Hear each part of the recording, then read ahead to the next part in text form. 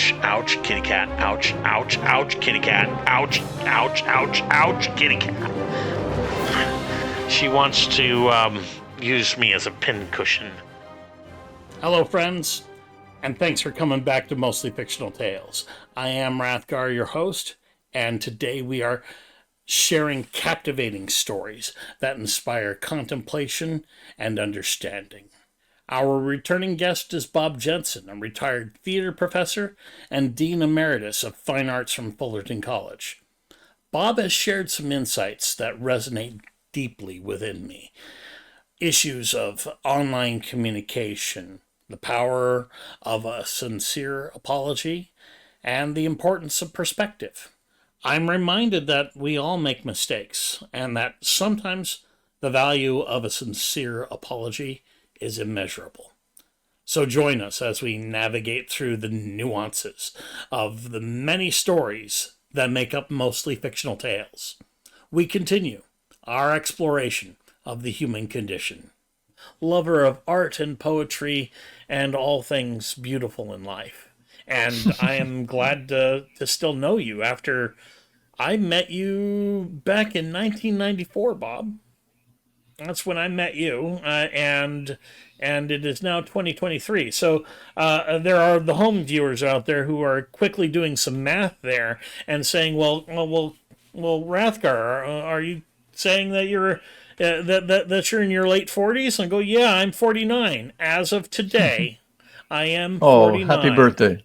Happy Thank you birthday, for Ken. joining me on my birthday, Bob. And I'm already glad. I'm glad this is a great birthday present because I'm fairly sure we've got video recording properly as well as audio, and I'm eager to make something into it, and I already know I can. So, but thanks for doing this with me.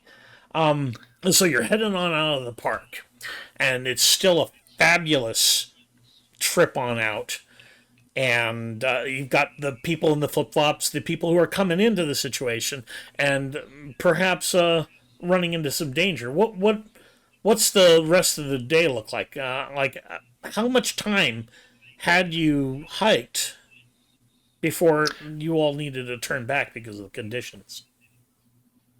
I would say it was probably about 6 hours, 5 to 6 hours. And then what happens in Zion is you can't drive through the park. You can drive to parts of the park, but you can't go down into the park, into the main part of the park. So we get on a shuttle, and we took the shuttle back to our rooms. We purposely stayed at the lodge there inside the park because we just love that. We came the night before. We didn't want to rush this. We weren't going to rush out of the place. So after the last time I had looked into staying at one of the lodges at like Yosemite, the wait time on that was extraordinary. As far as when things were booked out. No, did you? Did one of the other fellows book the room, or did you, or how far in advance did you all have to do that? Well, what Don Carlson has taught me is, yes, it's hard, and many times these different reservations open up 13 to 15 months, and that either a lottery system or the reservation system. You're talking about exactly what I was thinking. Yeah.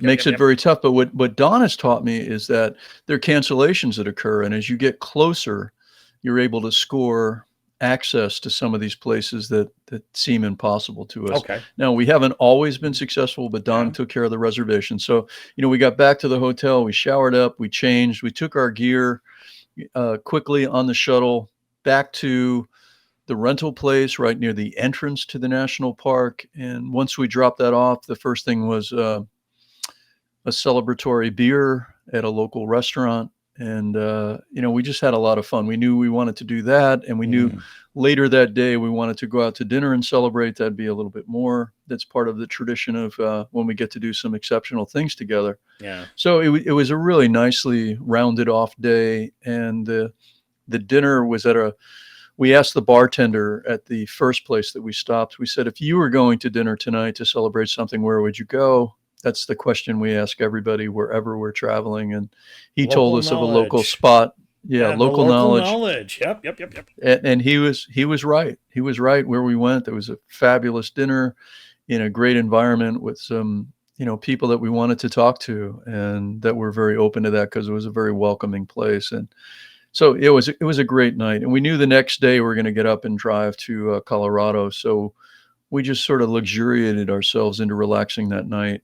And it's not that we thought we had accomplished something incredible, but we had an exceptional experience. That's why I, we celebrated. it sounds like there's a great word that I picked up from Carl Sagan, numinous. It's one of my favorite words. It's for the home viewer, numinous is something that has mystical quality, or something that causes mystical feelings, or things like that. And I really felt that was something at Carlsbad that was, no matter if you were there for 20 minutes or there for 15 hours, the the experience was rather moving. It sits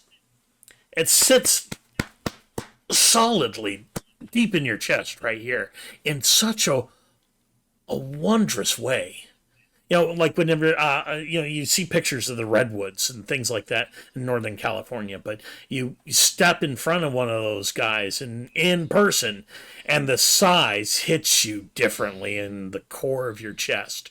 And so I'm thinking, no matter if you turned around where you did and you head on out, yeah, you still had a numinous experience. And made me think of some of the rock formations that I'd seen at the Wallapai Reservation on Grand Canyon West, and the Eagle Rock that they have there is, where you don't quite see the eagle, but then suddenly you see those wings spreading, and you go, I can't see anything else now.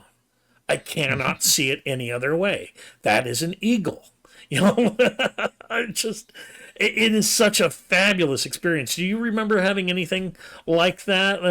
Kind of falling under pareidolia almost. The kind of the seeing of faces in the wild, something that's programmed into our brain to do.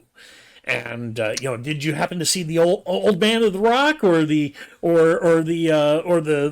anything along those lines that you remember? Yeah, I think that plus an earlier trip this summer to the Canadian Rockies with Sandy allowed us to hear how ancient peoples named some of these rocks and some of these formations because they saw the human figure, the figurative drawing that the rocks were creating. Someone once said that whenever he's asked, "What is your favorite national park?" his answer is the one I'm in. Because there's a reason. There's a reason why these lands were set apart. Wallace Stegner said it was one of the best decisions of American culture, American civilization, was the national park system. And I think what's also interesting about that is the national parks are described as that they belong to the American people. So everyone has the same access to the parks. But the job of the Park Service is to protect the park against the people. Not to keep them out, but that's why, like, Zion National Park is a dark skies park. Mar it in any way or take anything with you, that piracy is just immoral when you're in those places. So you yeah, take I think what you bring, and you leave only footsteps. Yeah, and sometimes you want to cover up the footsteps even, or sometimes you're told, hey, this is really sacred ground. Don't step on it because you're going to destroy the plant life. Yeah. And put tips on the end of your trekking pole so that Yeah. you're not in any way putting holes into the pathway. So Yeah. it's just respecting where you go. I think that's part of it. Yeah.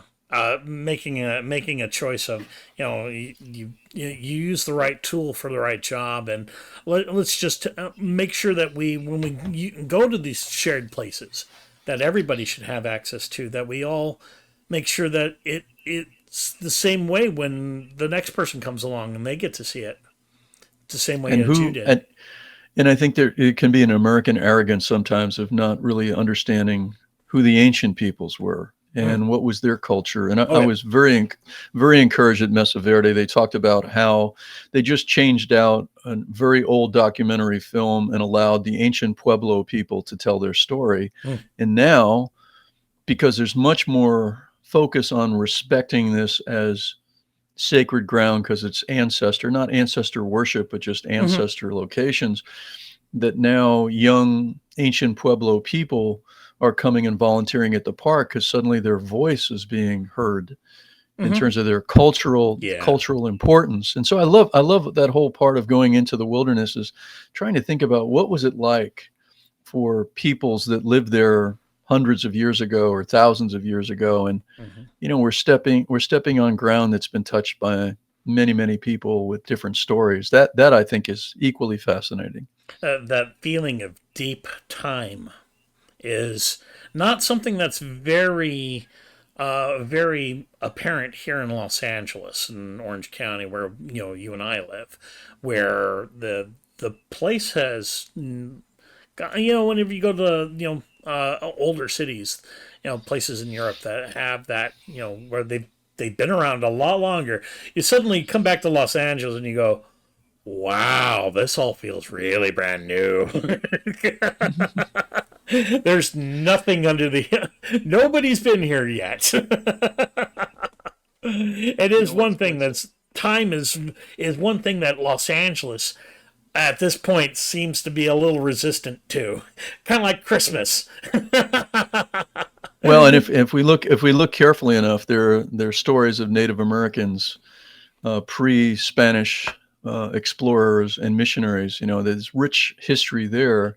The challenge is that not all those ancient tribes kept anything resembling written records. It became an oral storytelling. So it takes a little bit more homework, but the Gabrielinos and the Angelinos and their predecessors. I mean, I love hiking up in the San Gabriel Mountains because I'm accessing history about those people groups, about how did Brown Mountain get called Brown Mountain? Well, because that was John Brown, the abolitionist sons who had to leave the East Coast because of the association with their dad and what happened. Yeah, murder is something that murder and insurrection that usually makes things a little harder for everybody else. So they came to Southern California, like so many people. What's the story of why people came here? And then named one of the 300 peaks in Southern California after their father. So hence there's Brown Mountain that you can hike up. So there's all this history that's also there besides the beauty of nature that you can experience. And one doesn't have to go to a national park. There's so many state parks and national forests and national wilderness. And I enjoy seeing other Fullerton College alums who are very active hikers and what they experience. And it's not about how many miles you do. It's just about the quality of the experience that one has. Yeah. You were mentioning the written records and things have been, and I'm sure you've heard this in the news. Old fossilized footprints at White Sands, New Mexico. Here, I'll throw that up on the screen right now. I saw that yesterday or today in the paper. 3,000 years ago. And you know what? That tracks. I mean, you look at these feet print. I mean, these are people that had no Crocs to wander around in. They didn't have no Timberland boots. You can see their 10 toes are on the ground right there. That is kind of amazing. And I think the more that we dig around, we're going to find loads and loads of other things that make it clear. No, humans were here for a long time. They were here. Well, when I was in Mesa Verde, and because we had prearranged a ranger-assisted tour, we got to go down to one of the cliff-dwelling sites, and to realize as we were down there, besides the engineering and the ingenuity of creating these structures, and they had to get up to the mesa where all the agriculture was happening, and where they would use finger holes in the rock to be able to get back up to the mesa, and then bring down firewood and whatever other supplies they needed. There's a beautiful sculpture outside the visitor center, which is a single man climbing a sheer cliff using the finger holes with a basket on his back. And it's so dramatic. And you realize it was so dangerous what they did, climbing up what you're looking at there. Monstrously dangerous. I mean, every day, every day they did that. Now, Bob, do I got the right picture up on the screen here? Yes, yep, that's Okay. Cliff Palace. I have been here once before. I remember you, well, reading your post, and I'm all going, well, that sounds really familiar. And I'm all, then I saw your picture, and I'm going, I've stood right where he is standing. That is great. I think I made a visit through here in like 2003 maybe. We marvel at the ingenuity of the people, the imaginations, and the stamina that it required to live in those environments. And then there's mysteries that are never answered. Why did they leave after Ah, a few hundred years of being yeah. there? Then that group of Pueblo people, ancient Hmm. Pueblo people. I also discovered that for a long time we called them Anastasi, Oh the yeah. Anastasi people. And then, as was explained to me when I was at the park this time, and that's why I love going to ranger talks and things like that, was Anastasi is Navajo for enemy. And the Pueblo people said, "Why are you using this phrase to describe us as Oh. the enemy? Oh. We are 12 tribes, linked together through history, and we're not the enemy. So call us the ancient Puebloan people." A lot. One of the things that I think text messages do that is highly unhealthy, it removes the tone that somebody uses when they're saying something, right? So you'll get a text message from somebody and they're trying to be glib about something, but that does not look glib on the black and white, right? Exactly. Yeah, The yeah, minus tone, minus personal contact. yeah. During COVID, the amount of things that went online that used to be in person, it gave people, and I'd say even at Fullerton College, I came to learn about this after I'd retired, that people just got meaner to each other It, because they had the distance courage, the that digital distance. media allowed Yeah, them. yeah, yeah, So they could misbehave or be really unkind yeah. to each other. Um, All right, so I've got a story to share that's a little embarrassing for me, but those are probably the best kinds of stories to record and perhaps put out into the world. And it's a time in which that I found myself being an incredible jerk. And I didn't know that I was being a jerk until afterwards. Working with a lady in an office, a team of people. I'm doing customer service stuff, and I'm trying to go through somebody's notes about what they need me to do for their customer, and it's all jumbled. And it's not the first one that I've seen, and I'm allowing myself to get over annoyed at somebody's just not very good notes, and I said something really unkind to her without the proper context, so that it might have seemed like a mean joke, but it still would have been a joke. But it came across as mean. I mean, with a capital M. And I'm not proud of that, Bob. So I was told later that she was that I put her into tears, that she was crying about it, and I'm all, oh no, I'm a dick, and there's no way I can say sorry enough to undo that. And I found myself like once I realized how much of a dick I sounded, I'm all I felt a little panicked. There's no way that I sound like a complete racist. The way I said that thing, I sounded that way. I look that way. I look like the guys who would be, saying that. And I've never gotten a chance to apologize, and so perhaps Yasmin, if you're out there and you've seen this, sorry. I you know, really looked like a jerk, and there's not really a good apology that I can do that would make up Well, for it. I used to, I used to meet with students a lot when I was the dean about poor choices that they made, and I Oh, always said to them that an apology, if it's well intentioned, if it's genuine, is worth the effort. And when you think about the importance of forgiveness mm-hmm. in our lives, and it doesn't come cheaply Yeah. when somebody forgives. Oh Well, well. hopefully the memory has changed some of the instincts that led to it. That's what we hope, that we've learned from where it came from, and that what we were talking about earlier. People being, being a little bit more courageous to be mean. Sometimes all it takes is that, hey, wait a minute. Why don't you just walk around, walk out to your car and walk back? And maybe it won't seem as stupid by then.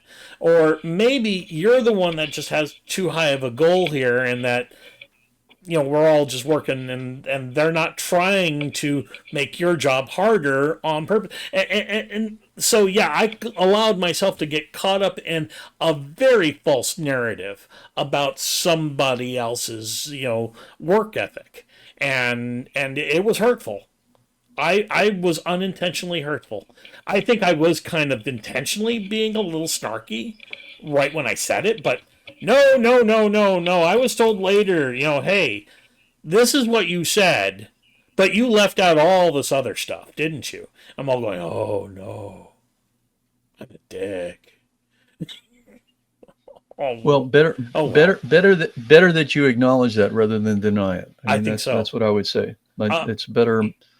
Better to think about how not to do that again. And I make a lot of mistakes, and continue to make a lot of mistakes in my life. My dad in the 90s had a back surgery done, a fusion done, and this was if I've got my C6 and C7 fused, and I was really worried going into that procedure because my dad had a horrible time with a fusion.